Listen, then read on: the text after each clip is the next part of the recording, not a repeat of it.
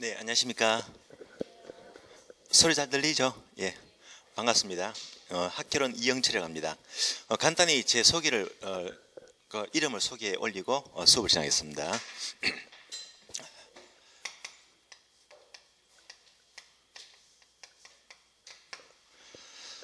자, 원래 수업은요, 제가 KR3죠.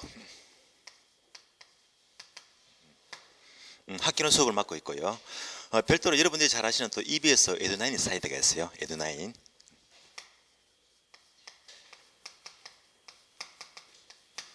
여기서 또 대표 저자로 책을 좀 많이 쓰고 있습니다. 수업을 하고 있고요. 천호동에서요. 그래서 여러분과 1년 동안 이렇게 같이 수업을 하도록 하겠습니다. 우선 여러분들은 이제 오늘은 공개 강좌예요. 오늘은 정규진도 안 나갑니다. 안 나가고요. 프린트 받으실 테니까 프린트 가지고 전반적으로 학개론을 어떻게 공부를 해야지 좋은 결과를 얻을 수 있을까? 여러분들은 반드시 공부 길게 끌지 마시고요. 꼭 1년 만에 합격을 하셔야 됩니다. 그래서 첫 시간은요, 제가 수업을 떠나서 세 가지를 강조하겠습니다. 첫 번째는요, 가장 먼저 여러분들이 중개사를 공부를 하기 위해서는 무엇보다 부동산 마인드를 가져야 됩니다. 처음 들어보시죠? 그래서 부동산 마인드를 제가 설명을 드릴게요.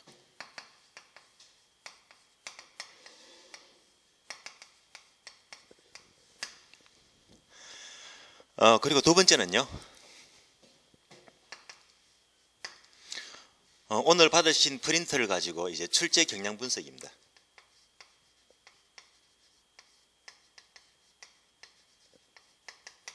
특히 올해 시험을 통해서 22회죠. 내년 시험은 어떻게 될 것이냐까지를 예상을 하셔야 됩니다. 이 부분을 언급하고요. 세 번째는 가장 중요한 공부 방법입니다.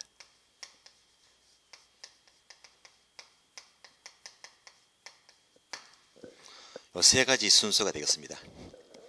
그러면 오늘 수업은요, 1번, 2번까지만 설명을 드리고요. 공부 방법은 제가 12월 달부터 다시 처음부터 진도 들어가니까 그때부터 학생들이 많아지면요, 그때 가서 상세히 설명을 드리도록 할게요. 먼저, 자, 처음에는 우선 부동산 마인드를 가지자. 마인드를.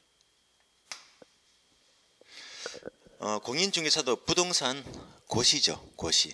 여러분이 부동산 고시를 입문하시는데 부동산 마인드가 없다면 곤란합니다. 그러니까 마인드를 가진 사람과 없는 사람은 출발부터가 달라집니다. 다시 말하면 대개 우리가 사법고시나 행정고시를 공부하다 보면 그런 과목들은요, 법 마인드가 있어야 됩니다. 리갈 마인드, 법 마인드, 또는 세무사라든지 공인회계사라든지 이런 쪽의 고시를 공부하게 되면 회계 마인드가 바탕이 되야 됩니다. 그런 마인드가 필요합니다. 그래서 여러분들이 이제 이 마인드를 어떻게 가질 것이냐, 마인드 아주 주상적입니다. 개인적으로 제가 여지껏 계속 아주 오랜 시간 동안 이 부동산 학역만 계속 전공을 해왔습니다. 전공을 해왔는데 그러면서 제가 개인적으로 야, 이게 바로 부동산이구나, 이런 마인드를 느꼈던 게 한 5년 지났어요. 5년쯤 지나니까 필요 하더라고요. 그럼 여러분들이 이제 5년 같으면 곤란하겠지. 5년 동안 공부할 수가 없잖아요. 여러분들은 이제 마인드는요, 지금부터 적시 가져야 됩니다. 어떻게 하면 마인드를 갖고 있을까? 그러면 여기에 대한 대답을 얻기 위해서는요, 제가 간략히 이런 질문을 한번 해봅니다.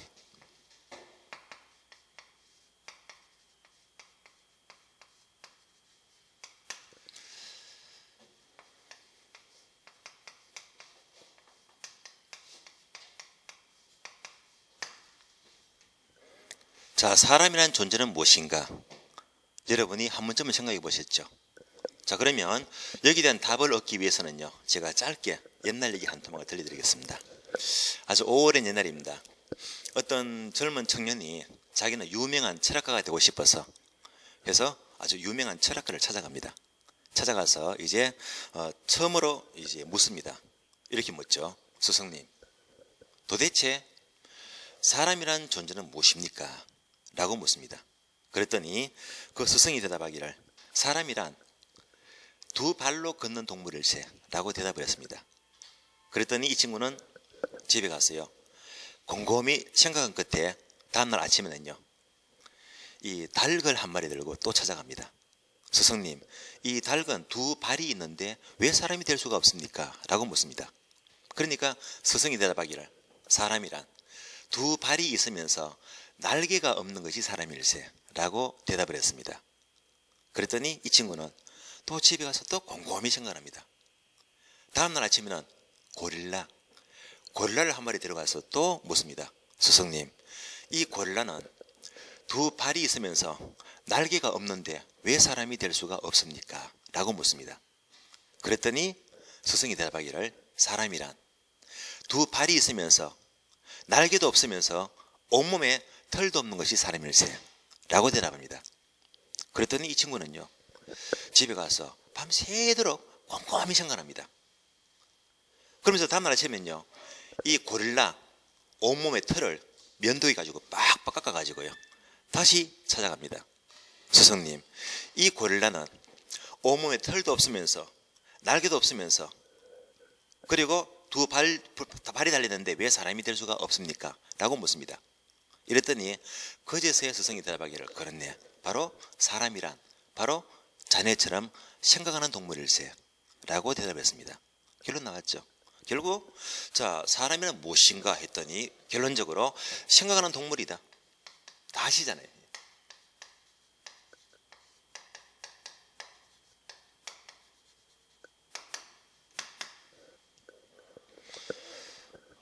자, 이 결론은 바로 철학만이 됩니다. 철학가 입장에서는 바로 사람이란 생각하는 동물이다. 결론 나왔습니다. 그런데 우리는요, 부동산을 공부하고 있잖아요. 만약 똑같은 질문을 저에게 하게 되면 결코 사람은 생각하는 동물이다 이렇게 하고 절대 대답하지 않습니다. 적어도 부동산 마인드를 가졌다면 만약 저에게 똑같은 질문을 하게 되면 자, 이런 대답을 할 것이 아니라 사람은 바로 부동산이다.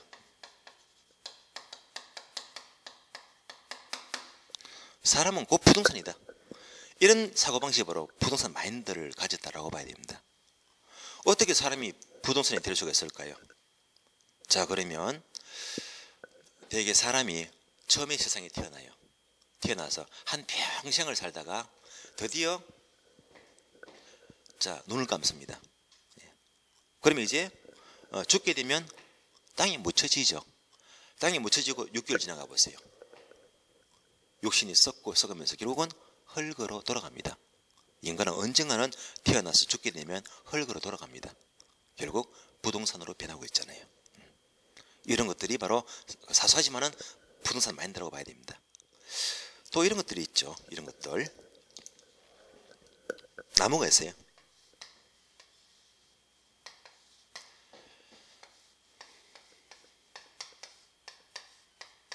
나무가 있습니다.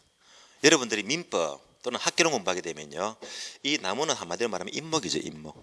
인목이다. 그러면 결국 인목이 하는 법률에 따르자면 결국은 이 나무 한 그루도 부동산으로 간주가 되고 있어요. 간주가 되고 있습니다.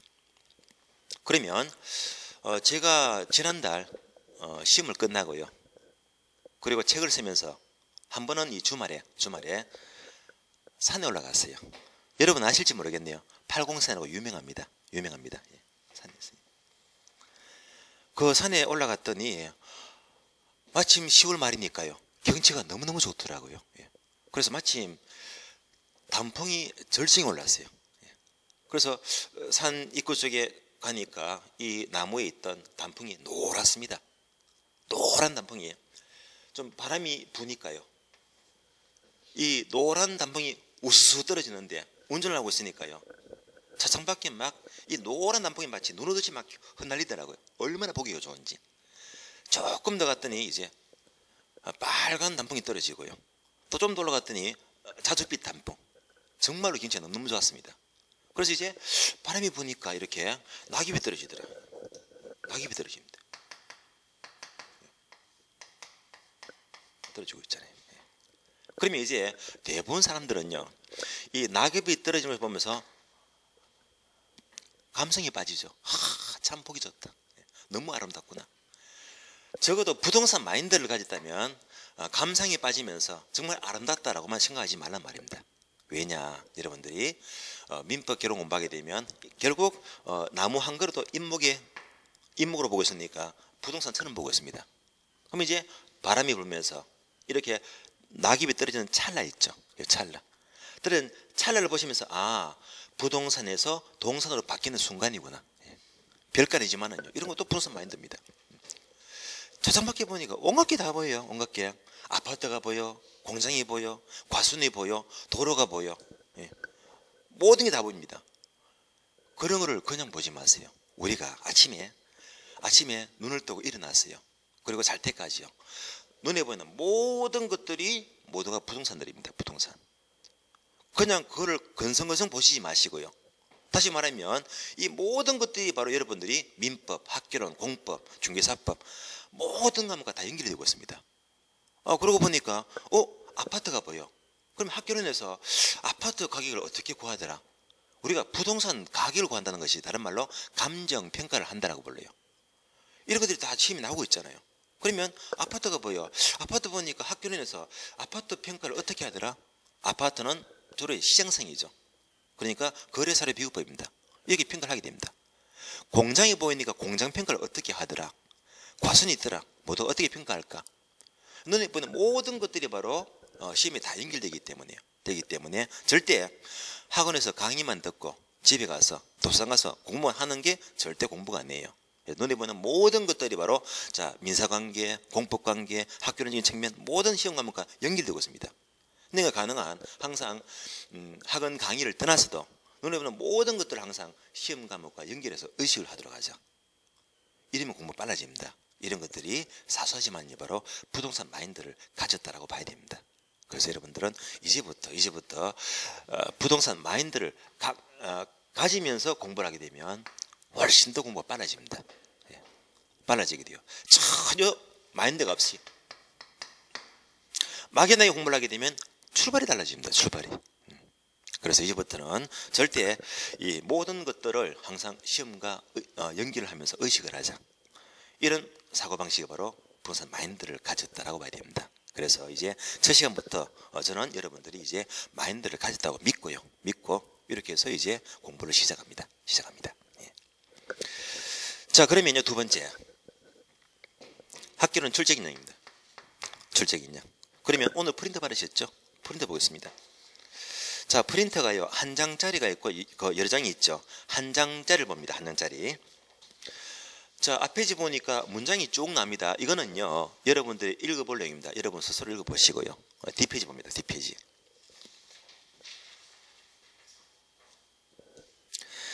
자, 뒷페이지를 보게 되면 22회 학개론 단원별 기출문제 경향분석입니다. 그럼 여러분들은 이제 출제인양 보았더니 이제 공부를 처음 하신다면 지금 아무것도 몰라요. 한마디로 아무것도 모릅니다. 아무것도 모르는 상태에서 공부를 출발해서 어디까지 1년 동안 합격 수준까지 올라가야 됩니다. 아무것도 모르지만은요 지금 이 내용들은 알아야 됩니다. 어디가 중요하고 어디서 출제가 많이 되고 있는지는 흐름을 알아야 됩니다. 그러면 처음부터 보겠습니다. 자, 크게 보았더니 1편부터 5편까지 나와 있죠. 자, 1편 부동산학 총론입니다. 그리고 제2편 부동산 경제론. 자, 2편 동그라미 하세요. 중요합니다. 부동산 경제론. 다음에 3편 부동산 정책입니다. 4편 활동이죠.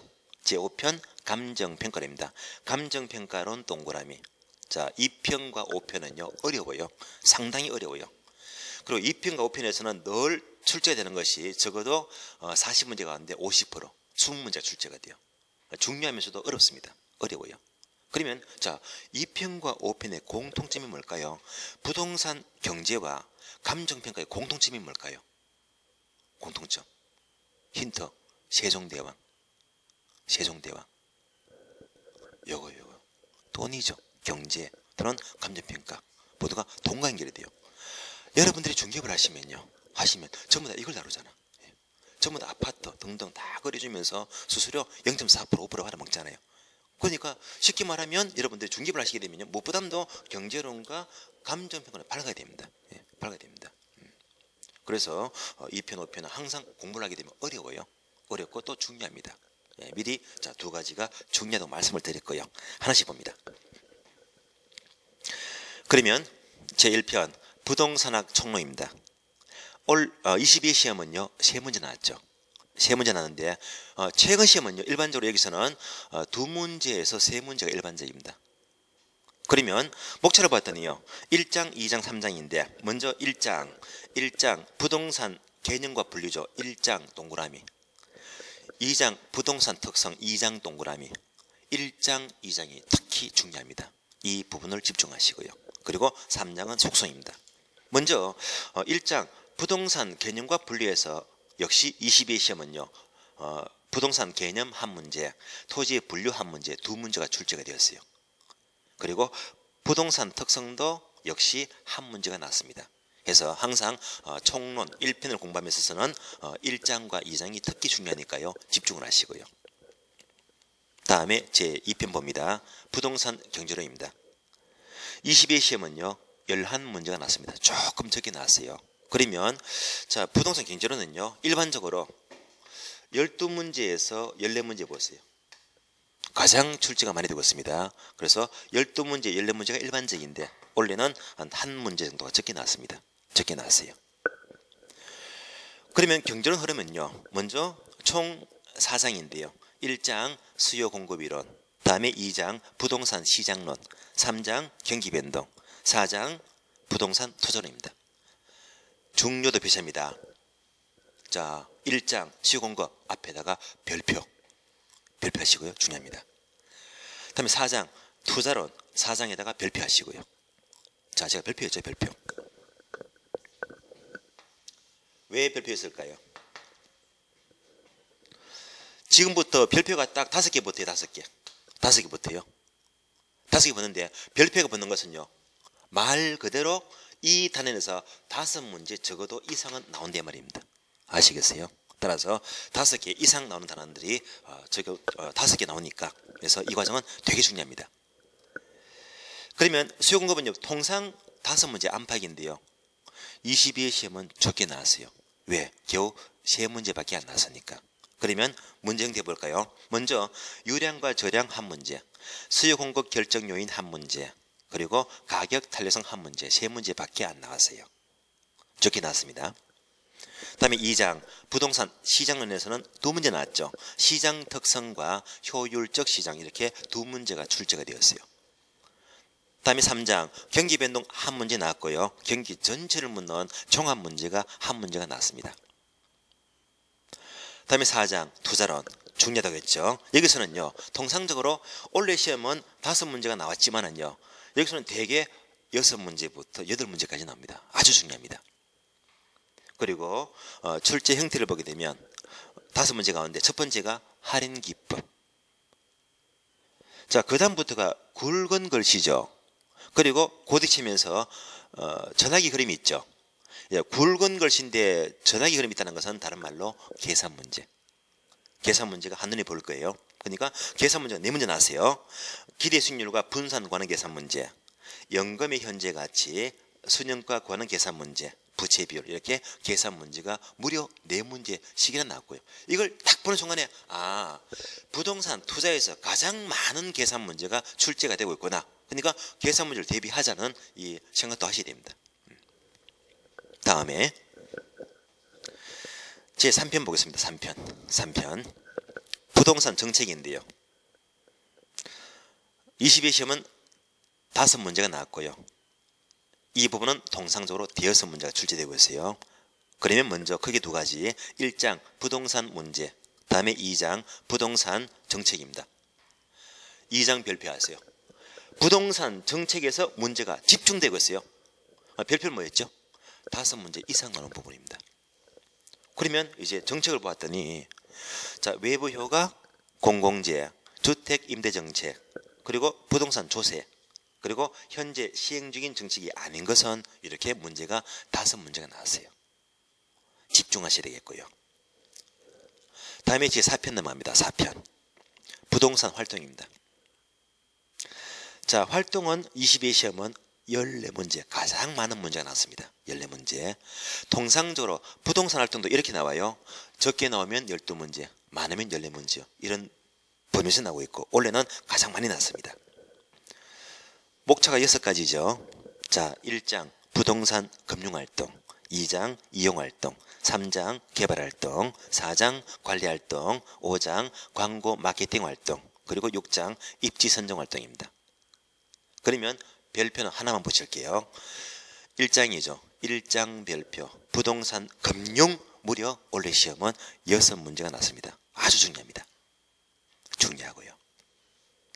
다음에 3장은 동그라미. 부동산 개발입니다.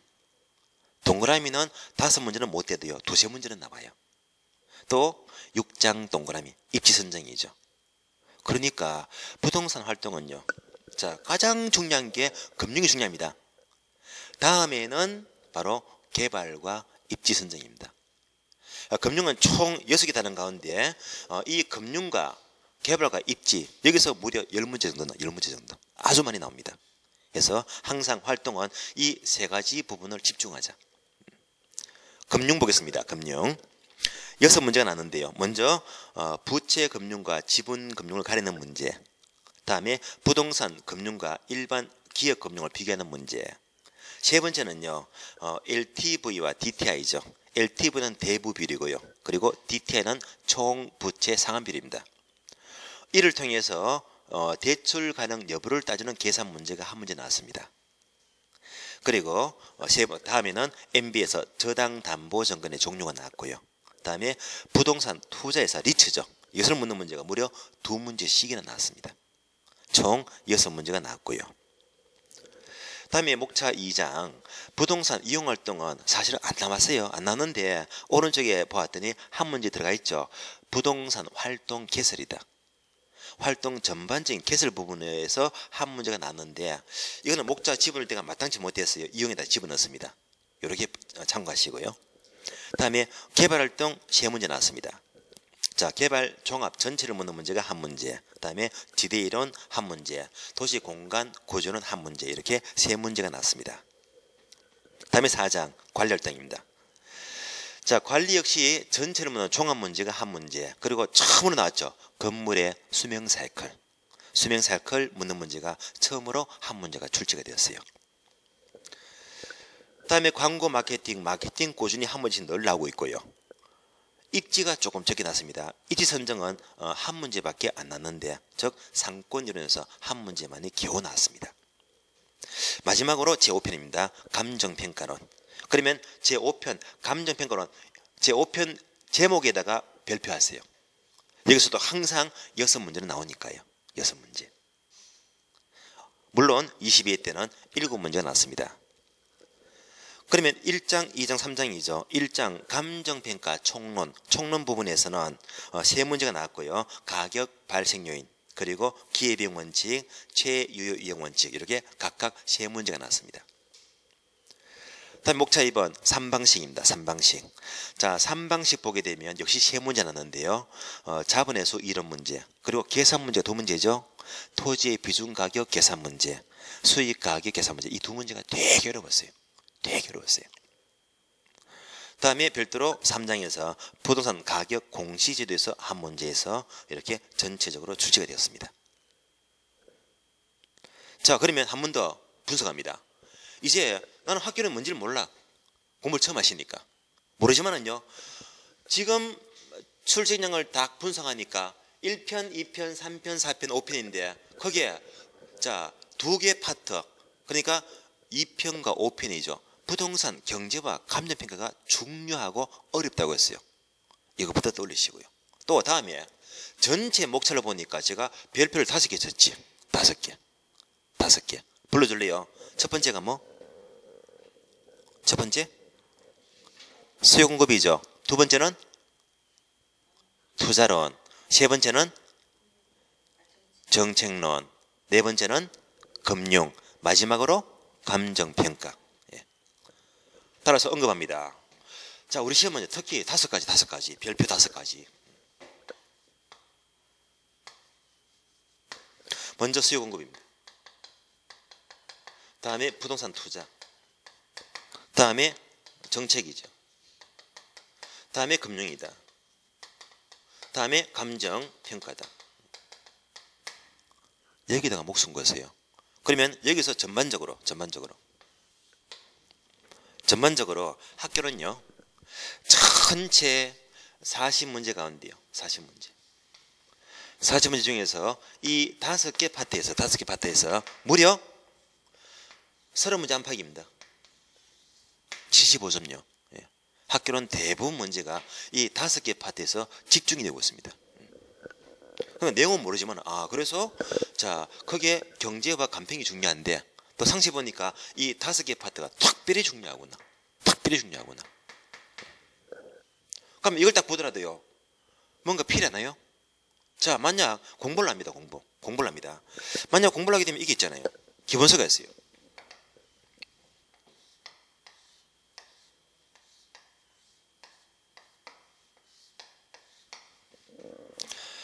그러면 어떤 사람은요. 공부를 진짜 열심히 해.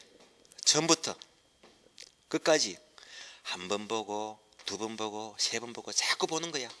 진짜 열심히 합니다. 이런 사람이 합격을 해야지. 그런데 이런 사람이 또 떨어질 수 있어요.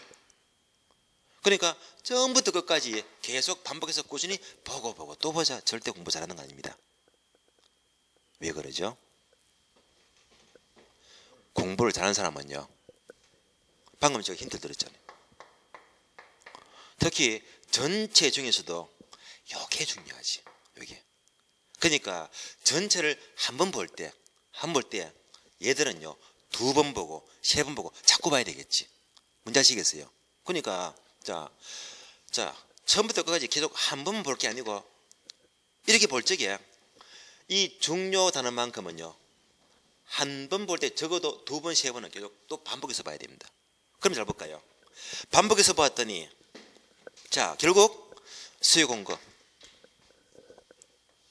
여러분 보니까 이 부분만 손대가 새까맣게 묻습니다. 다음에 투자, 다음에 금융, 정책, 간평. 그러니까 이 부분이 중요하기 때문에 공부를 잘하는 사람들은요. 특히 이것만 자꾸 보고 또 보고 하는 거야. 여기 이 부분이 손대가 새까맣게 묻었어요. 책을 딱 봐도 이 사람이 공부를 잘한다 못한다 합니다. 그래서 이런 파트에서 집중적으로 공부를 하게 되면 생각보다 좋은 점수가 나온단 말입니다. 공부는 절대 요령이 중요합니다. 전체를 다 보는 것보다는 이렇게 출제가 많이 되고 있는 부분이 특별히 중요합니다. 이런 부분들은요. 학교는 뿐만 아니고요. 민법도 마찬가지고요. 공부도 마찬가지입니다. 늘 나오는 데서 많이 나오는 것이니까 이런 부분들을 좀 더 집중적으로 할 필요가 있다는 말입니다. 자 그러면서 자 이제 중요한 것은요. 출제 경향 분석을 통해서 우리는 이제 22의 심이죠. 22의 심입니다.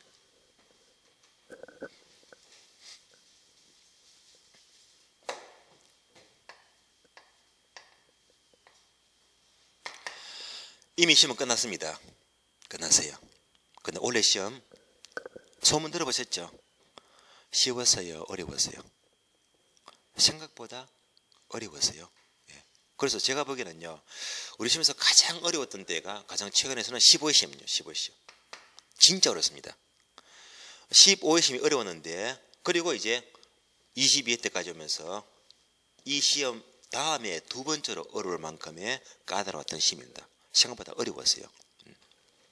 1차도 어려웠고 2차도 어려웠고 특히 1차 과목은요. 자 민법과 학교론이 있다면요. 생각보다 학교론이 많이 어려웠습니다. 많이 어려웠어요. 2차 과목은요. 공법 다음에 중개사법 다음에 공시법 세법이죠. 전반적으로 수험생들이 공법이 많이 어려웠대요. 세법도 어려웠대요. 제가 왜 적었을까요? 항상 우리 시험은 1차 과목은 반드시 둘 중에 한 과목은 어려집니다. 어려워요. 그래서 항상 1차는요. 둘 중에 한 과목은 어렵게 낸단 말입니다. 그러면 원래 학교는 어렵기 때문에 내년 시험은 민법이 어렵겠다. 그렇게 예상을 하시면 안 돼요. 하면 안 돼요. 물론 우리 시험은 좀 꽈배기 성격이 있었어. 그래서 그 민법이 어려면 다음에 학교론이 어려울 확률이 높다 이 말입니다. 이럴 수도 있겠지만 꼭 그렇지는 않습니다. 왜냐면요. 2차 과목 보세요. 2차 과목은 한 과목이 아니잖아. 2차 과목은요. 4과목 중에서 2과목 가지고 장난칩니다. 아시겠어요? 2과목 어렵게 내요. 그렇게 이제 난이도를 조정합니다. 그러면 잘 볼까요? 사실은요. 1차만 놓고 본다면 21회 시험은 민법이 어려웠어요. 21회 작년. 근데 22회 시험은 학기는 되게 어려웠잖아. 이건 꽈배기식, 꽈배기식. 그런데 2차 과목 봤더니 2차 과목은요. 2차 과목은요. 21회 작년 시험은요. 공법이 어려웠고 세법이 어려웠어요. 또 올해 시험도 22회 시험도 공법이 어려웠고 세법이 어려웠어요. 같이 달리고 있잖아요. 같이 달리고 있잖아요. 그러니까 항상 꽈배기라는 시기라는 볼 수가 없다는 말입니다. 그래서 내년 시험은 일단 예상은요. 반드시 학교론이 어려웠으니까 이제 또 바뀌지 않겠나라고 절대 너무 예측을 섣불리 하시지 마시고요. 그러면 결론적으로 자 다른 모든 건 무시하겠습니다. 무시하고요. 학교로만 따져보자. 학교로만요. 되게 어렵습니다. 그러면 어려웠던 게 크게 분석하면요. 크게 분석하면 세 가지입니다. 첫 번째. 자, 프린터 다시 한번 봐주실래요? 다시 봅니다. 프린터 봤더니 자, 굵은 글씨와 전화기가 쓰면 무슨 문제? 계산 문제. 쉬어보실래요? 토탈 몇 문제인지요?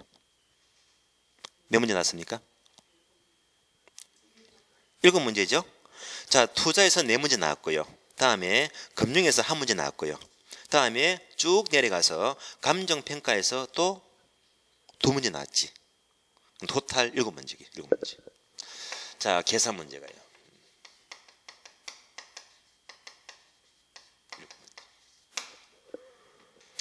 미리 처음부터 못 박아버렸어요. 계산 문제는요. 22에 7문제. 21에 7문제. 그 전에 7문제, 7문제. 계속 7, 7, 7, 7. 고정입니다. 지금은요. 계산 문제가 늘 7문제 늘 나왔습니다. 그러니까 이제부터 계산 문제는요. 적어도 7문제부터 출발합니다. 계산 문제. 그런데 이렇게 많이 나오는데 많은 분들이 계산 문제를 무서워합니다. 맞냐? 계산 문제가 한 문제, 2문제만 나온다면 버리세요. 준비하지 마세요. 찍고 넘어가세요. 그러나 7문제 나온다면 절대 버리면 무조건 시험 탈락입니다. 그런데 의외로 많은 분들이 계산 문제를 찍어버려요. 그 많은 7문제를 찍어버려요. 찍어버리면 절대 좋은 점수가 나올 수가 없어요. 그래서 올해 시험은 계산 문제가 7문제 나왔는데요. 그 중에서 4문제 있죠. 4문제.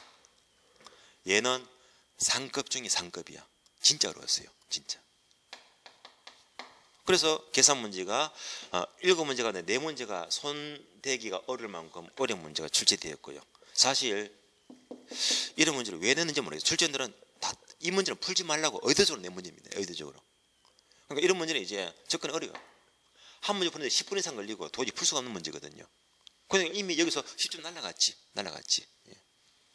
그래서 어려웠던 겁니다. 두 번째.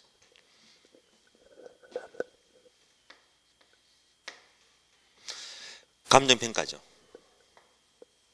감정평가.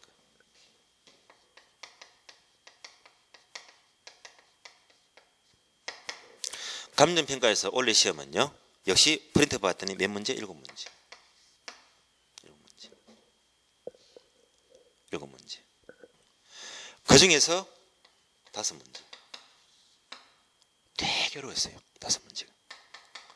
따라서 간평에서 대부분 문제가 올해 시험은 생각보다 어렵게 나왔습니다. 그래서 여지껏 우리 시험은요. 감정평가는 늘 쉽게 나왔어요. 역대 시험 가운데 감정평가 최고 어렵게 나온 것이 바로 올해 시험입니다. 쉽게 나와도 학생들이 힘들어하는데 어렵게 냈으니까.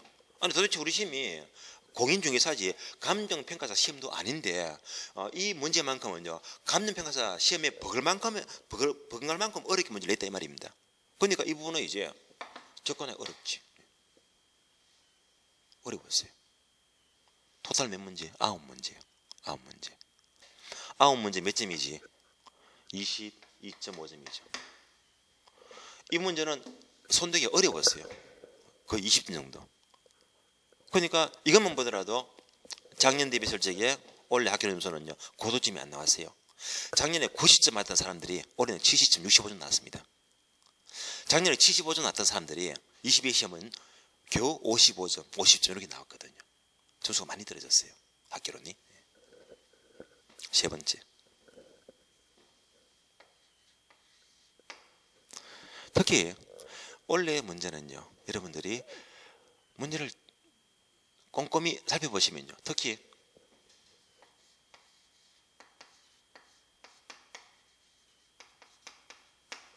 박스형 문제.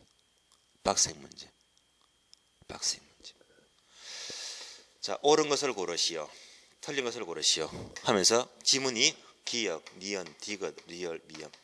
항상 우리 시험은요. 박스만 나왔다면 지문이 늘 5개만 나와요. 5개. 5개만 나와요. 지문을 5개 넣어주고 여기 박스에다가 지문 넣어주고요. 이런 박스형 문제는 되게 어려운 건 아닌데 쉬운 것도 아니에요. 까다로워요.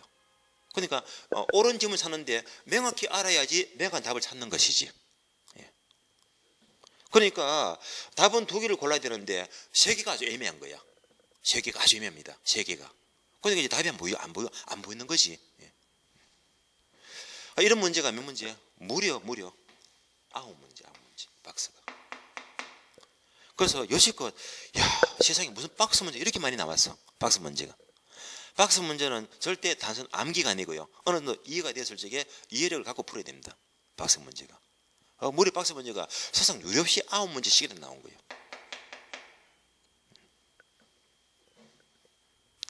이것만 놓고 보다도 학교론이 쉽지는 결코 않았다. 어려웠단 말입니다. 어려웠어요. 그래서 여기까지가 올해 시험입니다. 올해 시험. 올해 시험. 그러면 오늘 요 자료 있죠? 좀 양 많은 거예요. 양 많은 자료. 양 많은 자료 보니까 1장, 2장만 넘겨 봐주세요. 2장. 양면 복사 됐네요. 그러면 1장만 넘겨주시면 돼요. 1장만. 1장만 넘겼더니 문제가 박스 문제 2문제 보이죠? 그러니까 박스가 2개 보여. 그럼 예제 1번은요. 토지 분리된 설명이다. 박스형 지문이 10개 있고요. 그러면 예제 2번은요. 22의 기출문제. 박스 문제 2문제잖아요. 저는 항상 특강을 하면요. 저만의 노하우입니다. 제가 이것만큼은 누구도 저를 못 따라와요. 뭐냐면요.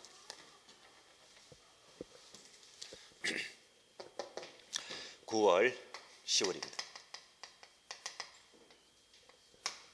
그럼 되게 학원 과정은요. 10월 되면 1특강 하면 1특강인데. 그래서 이제 이론과 문제, 이론 하루, 그다음에 문제풀이 하루. 되게 대부분 강사들이 하루 만에 이론 총정리해주고 이론 정리. 그다음에 문제도 또 하루 만에 정리합니다. 근데 제 경우는요. 이때 문제 정리는요.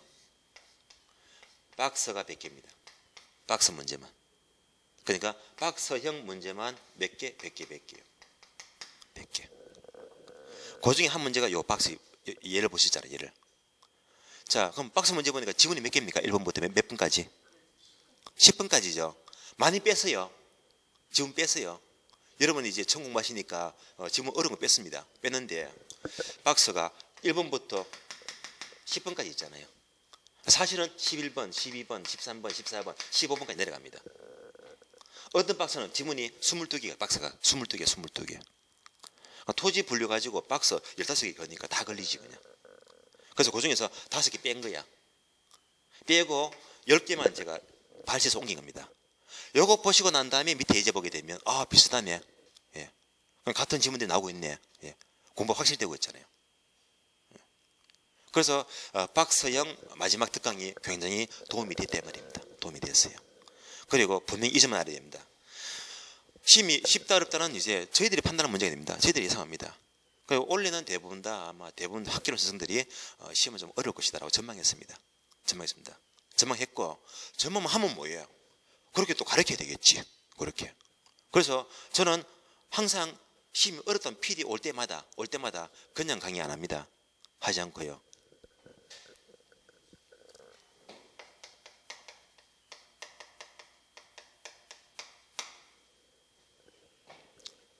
심야 특강요. 심야 특강. 심야 특강이 언제 한 특강일까요? 밤에요. 몇 시부터 몇 시까지? 보통 야간 수업이 7시부터 10시 반에 끝나요. 대부분 다. 그러면 다시 10시 반부터 밤 12시까지 수업합니다. 까지. 그래서 이게 바로 심야 특강입니다. 심야 특강. 그래서 저는 시험이 어렵다고 예상해서 학생들이 부담이 될 것이다 라고 해서 제가 할 수 있는 데까지는 심야 특강을 진행했습니다. 물론 비용 받지 않습니다. 왜요? 밤 12시 돼가 수업 끝나보세요. 지하철 없잖아. 버스가 없잖아. 없으니까 대신에 택시 타고 가야 되겠지. 택시비가 수강료 대신으로 보시면 되겠고요. 그래서 다 같이 힘들어요. 제가 하는 과목은요. 그러나 이거는 항상 늘 하는 게 아니고요. 9월 10월이죠. 보세요. 10월달 박스 100개 걸었잖아. 그리고 9월달이에요. 9월달. 이때 원래는 추석이 있었거든요. 추석률 빼고 5주 동안. 5주 동안요.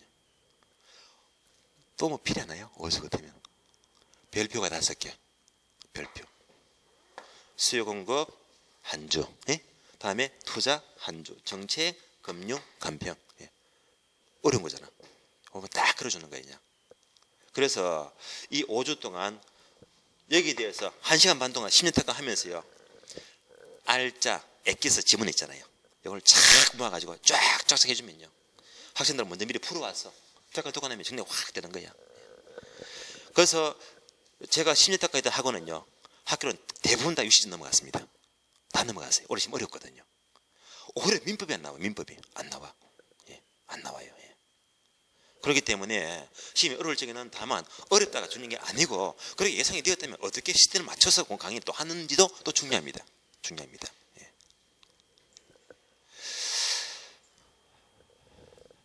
그래서 흐름을 본다면요. 자, 출제 긴량을 분석해 보았더니 일단 학교로는 22의 시험은 일단 어려웠어요. 그러나 무시하세요. 왜요? 어려운 게 차라리 잘 됐지. 원래 어렵기 때문에 내년은 쉬워질 확률이 높아요. 뭔지 아시겠어요?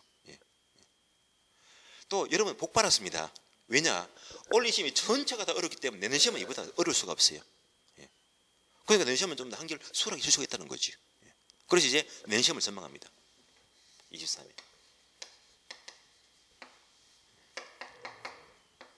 예상합니다. 결론적으로 내년 시험은요. 올해 시험을 어려웠죠. 이것을 상한선이다. 이렇게 잡으세요. 그래서 내년 시험만큼은 올해 시험보다 절대 더 어려울 수가 없습니다. 절대 안 어렵습니다. 절대. 그럼 또 혹자는요. 꽈배기식이니까 쉽겠지. 뭐 쉽다면 또 얘가 또 쉬우시는 거잖아요. 이것도 아니에요. 아닙니다. 아닌데 제가 보기에는요. 여기 상한선. 요걸 상한선 해가지고 다시 한 요만한 레벨입니다. 요 레벨입니다. 그러니까 조금 쉽거나 좀 더 쉽다. 아시겠죠? 현저하게 쉬울 수가 없어요. 그러니까 적어도 올해 레벨에서 이쯤 더 난이도가 낮다고 해도 학교는 절대 쉬운 게 아니거든요. 부담을 가지게 됩니다. 아시겠죠? 그래서 막연하게 쉽다 하게 되면 큰 거 다십니다. 아시겠죠? 그러니까 절대 이 레벨은 올라갈 수가 없지만은 적어도 이 범위에서 공부를 하게 되면 좀 더 가장 바람직한 방법이 되지 않겠나라고 보고 있습니다. 이렇게 전망을 하시고요. 그리고 세 번째 공부 방법은 이거 되게 중요한데요. 방법도 제가 무수히 많습니다. 무수히 많은 저는 철저하게 이것을 중시합니다. 아주 중요합니다. 왜? 1년 만에 반드시 합격을 해야 되기 때문에. 방법, 요령 특히 중요합니다. 이런 부분들은 이제 오늘은 이제 공개 강의이기 때문에 일단은 2번까지만 언급을 하고요. 3번 방법에 대해서는 12월 첫 주부터 4주 동안 수업 들어가거든요. 그때 첫 시간에 제가 한 30분 걸리거든요. 그때 가서 상세히 말씀을 드리도록 하고요.